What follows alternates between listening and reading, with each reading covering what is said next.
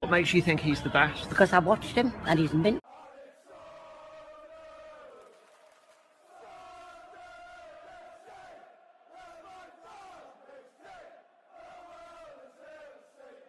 Good to respond from last week when we had quite a number of chances and didn't hit the back of the net, put it that way, against Swansea. But good win today. It was very good. Jobe, of course, written in the stars, scores against his former club, which is something that always tends to happen to us every time. And I was just kind of, I don't know how many times it's happened across the time I've supported Sunderland where ex-players tend to score against us. No one, look, Dion Sanderson would have scored a bullet header from a set piece. And what's even more unusual from our perspective is that we score twice from set pieces when one of my criticisms has been that we don't score enough of them, and yet we end up scoring twice from a set piece, which is something else. But anyway, the game, I think the Sky commentary kind of summed the game up, where I think the game kind of moved in fits and bursts rather, where I think the opening 20-25 minutes, although Sunderland dominated, should have been 3-4-0 up. Rustin hit the post. Jobe also hit the post from another set piece, which he should have scored from. We had a great effort before at 0-0 where we whip the ball down the right-hand side, then the ball comes into the box. Clark basically passes it through to Niall Huggins outside the 6-yard box, and it's kind of a tame shot, really. It goes out comfortably for a corner. Quickly on the first, and then after that, Birmingham started to come into the game a bit more, where they obviously scored through, I'm just going to call him Yoshi, because that's what it sounds like.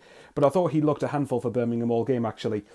I thought that neither defence was particularly good, but I would say Birmingham ended the half stronger, and then the second half, Sunderland started stronger. Birmingham had little counter-attacks here and there where they looked a little bit threatening, but in general, I think Sunderland were much better in the second half. I've certainly seen us play better, but I think we were more comfortable and definitely the better of the two sides. I know Birmingham had their chances, but I think we had real match-winning chances if we'd scored them to put the game to bed. If I'm gonna to prove I'm consistent here, I'm gonna moan about the referees when we have won games. There's a good argument, I think, from Birmingham fans at the corner that led to our first goal wasn't a corner.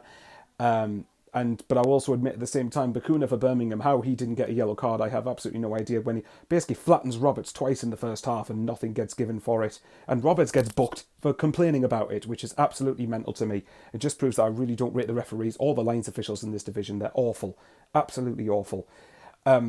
But yeah, the second half, I think you could see Birmingham did tire quite a bit, and that apparently has been one of the main themes recently with Birmingham, that they do tend to start games well, they're more than in them, but then they do tend to tire as the games wore on. I think Sunderland gradually took control of the game, and another good chance we had was when we played the ball, we played around down the left-hand side, and Jack Clark passed it through to Dan Neil, and it's basically left-hand side of the 6-yard box, and the shot straight at Ruddy, which really needs to be going in, to be honest. Burstow had a good chance at the end. We had a host of opportunities that really should have been goals.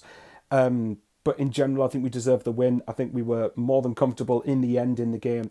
And again, responding from last week where I said I felt that this result would determine how we view the Swansea result.